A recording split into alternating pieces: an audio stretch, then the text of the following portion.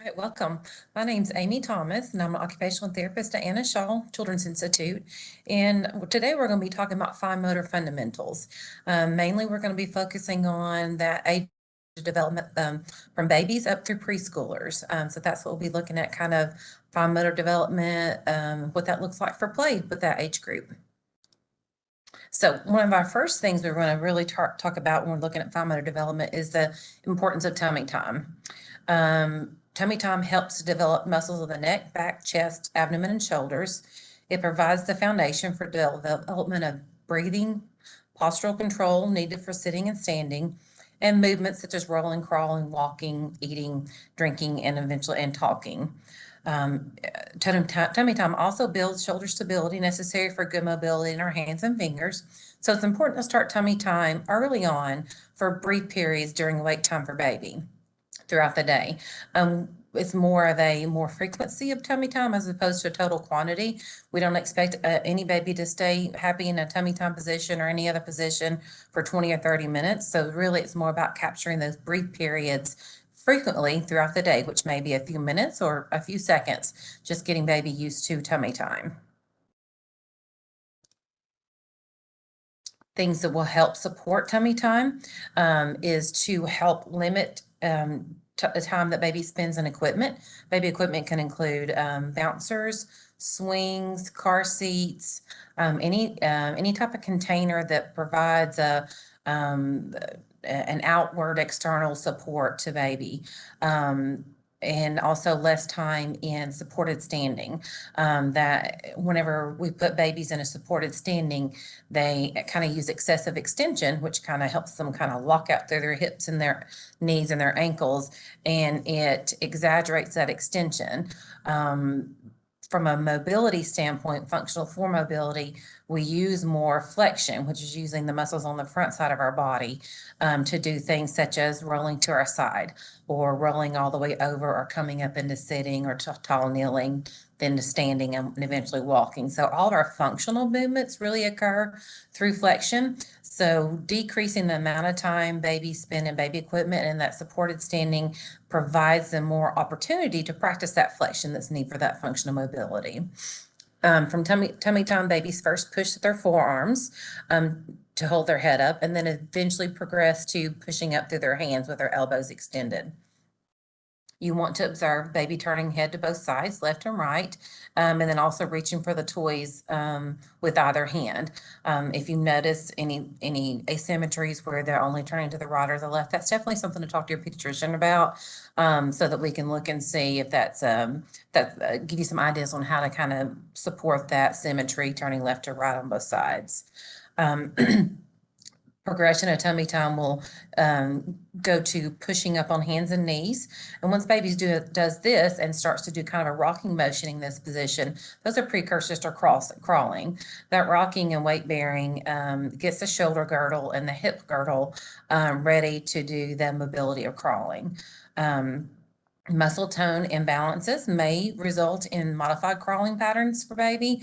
So it may be more of an army crawl where belly's flat on the ground, or kind of a modified bottom scoot with crawling. The importance is we just don't want to skip over crawling, because crawling gives a lot of nice heavy work through your arms and shoulder girdle, which again, that stability provides a little bit improved mobility for down the road when you're looking at fine motor development.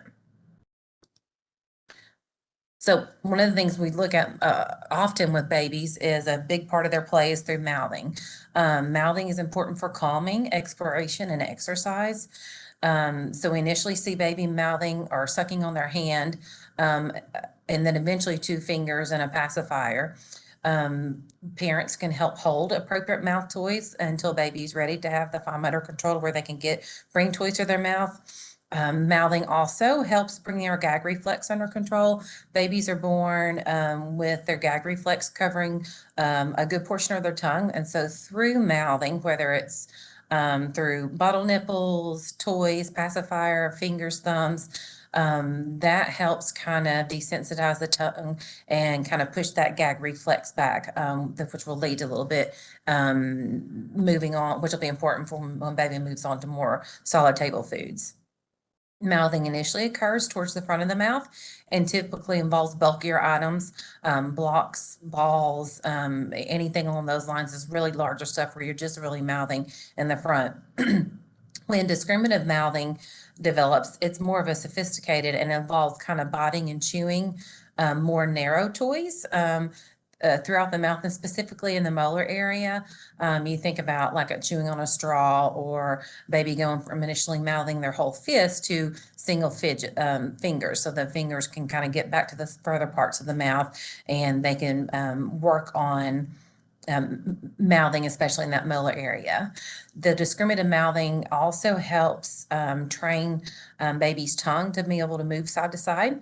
So that motion is important, again, when we're looking at taking baby food purees and solids and table foods progression, being able to move the tongue side to side. So both those mouthing, discriminative mouthing helps kind of support jaw stability and good tongue movements that are going to be used during feeding and eventually language. So these are some good mouthing tools. The top left one is the Chewy P and the Q. Babies start off mouthing the Q because they basically can get that to their mouth anyway and mouth on any part of it. So as their fine motor control improves, then we move on to the P because you have to hold the rounded part of the P to get the long leg in the mouth. And again, that kind of reaches the molar area where you get more of that discriminative mouthing. Same with our Chewy tube. The yellow chewy tube, that the long, thin, cylindrical, thin end is the part that will go, but it's a good mouther to reach those back teeth or the back gum area. One of the mouthing toys I really like is the vibrating star teether. That's really good because it's activated by baby. They have to chew on it to actually activate it, and it also helps cope with the gum irritation from teething. So those are all good options that will help support that more discriminative mouthing for your baby. So moving on to kind of more general play for babies. Play should occur in a variety of positions. Babies should be able to play on their back, on their inside lying, on their belly, and eventually moving up towards up against gravity and more of a seated position a little bit down the road. Babies demonstrate more controlled reaching when positioned on their backs or in their car seat because the surface stabilizes their shoulder blades. So that's important to know because if you see more swatting and batting at toys or decreased accuracy when baby's reaching for toys, putting them in a supported position, such as in their car seat or on their back where their shoulder blades are stabilized, will help baby have a little bit better accuracy and a little bit better control of upper extremities. We see babies moving on to developing a sustained grasp, being able to hold on to something, usually to mouth, to bring to their mouth. We also see sustained grasps on things like rattles. So you can see some banging, some basic, more sensory exploration, banging, shaking, and mouthing. Next, we'll start to see baby move items between each hands. So they're holding a rattle in one hand and transfer it to the other hand. That builds a sound foundation for developing our bilateral integration skills, which helps us coordinate the left side of our body with our right side of our body. Once babies transfer between our hands, we'll see them be able to retain an item of each hand and then bring together to kind of bang together at midline. That's around the same time we also see baby being able to imitate some clapping patterns. Once a baby is picking things up consistently, transferring between hands and kind of banging together at the middle, we'll start to see them find success with taking things out of container. This is a good little Fisher-Price container. Again, it just is an open container that baby reaches in to retrieve the fish out of. You can use any type of open container at home, pots and pans, plastic bowls, and it doesn't have to be a structured toy. It could just be putting different things in the container just to allow that little extra bit of motor planning for baby to reach into the container. Once babies have mastered removing containers, we'll start to see them moving on to kind of a controlled release, meaning deliberately, meaning to let go of an item, whether they're handing that to you or dropping it into a bucket to hear the clank or dropping into a pot for that reaction. We'll also see babies do simple activation of cause and effect toys. You'll see more swiping, batting, simple push button is a common activation at this stage. And also we'll start to see baby use their free hand as a stabilizer. So for a larger ball or a container such as this fish bowl, using one hand to hold on to the container and the other hand to reach in. Again, kind of beginning those emerging bilateral coordination activities. So moving on to play for toddlers, play primarily occurs on the floor. You think about what toddlers are doing. They're sitting on the floor, they're playing on the floor, they're standing at a table, things along those lines. That's just the natural environment for kids to access, and so we want to have the floor available for most of playing for toddlers. If you feel like your toddler needs a little bit more support to have a little bit more control over their fine motor skills, you might consider doing certain activities in a more supportive position, like their high chair or a little booster seat. If they're getting frustrated that they can't quite manipulate the items, if those more supportive positions help with that manipulation. We want to observe our young toddlers watching others to play and attempting to imitate. We say those emerging imitation skills. We also want to use various motor actions to activate toys. So moving on from more of that general swiping and batting at toys to turning dials, sliding and pulling levers, things along those lines where you're actually doing different motor actions with your hands. We will start to see toddlers do a controlled release of an item into a small opening, such as our fish bowl on the previous slide. That will then progress to placing things into a defined space, and I'll show you some examples of that. This is the next stage on that will be rotating the piece to fit into a defined space, such as with shape sorters and simple inset puzzles. So the pig game, that's more of a putting in a defined space because all the coins are the same size. They all go in the same direction into the same slot. So once toddlers have mastered that, then we'll move on to more of the shape sorter, where not only they have to align it with the slot, but they have to rotate their wrist to make it fit. Also have some good homemade options that a lot of kids really like. Just using old containers like straw. This little salad dressing container with cut up straws. Again, it just has an opening here and they just have to put in. So that, again, that's just putting in a defined space. And then also some larger coins putting into a slot. So those are just some homemade options as well.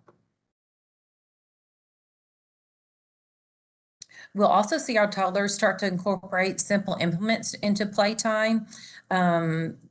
One of our first implements that we see toddlers use is their spoon. Usually the spoon is used as a drumstick or to bang their head or to bang things kind of as a toy. And an implement is just anything that you would hold in your hand to manipulate. Up until this point, they've just used their hand directly to interact and to engage with the world. And so an implement is anything that they hold to engage with the world. So the little drumsticks, little xylophone sticks, using a little hammer and the ball toy. One of the general rules that we follow with regards to implements, that we want the implement to fit the size of the hand. So our toddlers have small hands, so we need small implements, meaning that they'll have much more success with things that are a little bit smaller that fit their hand size, like a thick crayon instead of the real big bulbous crayon, just for fine motor development. We'll also see progression with simple bimanual skills. Again, we already seeing them use their free hand to stabilize toys during play. Then we'll start to see them do a little bit more complex two-handed, like their one hand doing a different action than the other, such as we're pulling apart Duplos, putting back together. Those are a good option for this age group where their play's getting more complex, where they have to use both hands to interact with the toy. So moving on to our play for preschoolers, play continues to primarily occur on the floor or in standing at a surface. As for our babies and our toddlers, in general, we really don't need preschoolers to sit in a chair at a table unless we're looking at cutting skills or during feeding. But just because play is on the move for our preschoolers, if they're in the floor, they're sitting in a chair, an adult-sized chair, they're upside down on a bean bag. Play occurs in many different places, and so from a safety standpoint, we do want them seated for cutting anytime you're using scissor skills and for eating, but that play, generally speaking, should be a very fluid process where that occurs throughout your home environment and in different positions. We want to observe a wide variety in toy selection and play schemes, including pretend play. You want to see that they are varying their interest and varying the way that they're interacting with the toys, either on their own or through imitation with you showing them how to vary that engagement. We want to stage the environment to support the play progression. The way we do that is that we kind of start phasing out those more simple toys, the things that they're just kind of using in more of a repetitive way or limiting, or, they just happen to just throw all the toys instead of using them appropriately. It's okay to kind of phase those out and kind of put those away for a while.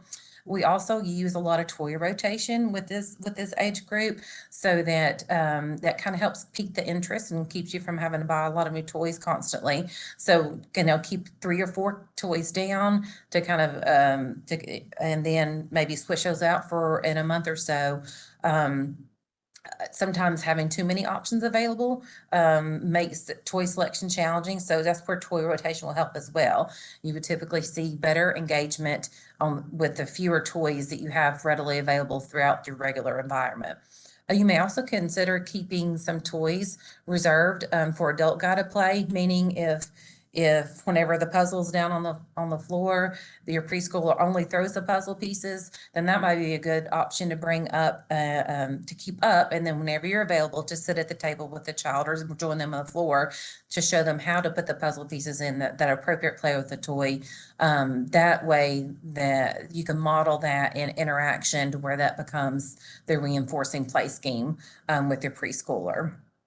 We will also see two-handed skills progress to more complex actions. This includes managing screw-on lids, being able to open Ziploc containers, stringing large beads, and then helping that with kind of those dressing skills such as pulling down a zipper from a coat. Let's see here. We also will observe an emergence of a hand preference, hand dominance for preschoolers. It's not uncommon for kids around the age of 3 to not have a fully established hand dominance. We don't want to force hand dominance because we want kids to kind of come up with that naturally on their own. But one general rule of thumb we'll follow at this age for preschoolers is whatever hand they start the activity with, whether it's a puzzle or a drawing activity or a scissor activity, we want them to finish that one activity with the same hand. What that does is encourages the child to do something called crossing midline. So if the things are on the right and they're reaching from left to right or right to left, all the crossing midline is necessary for developing reading and writing skills later on.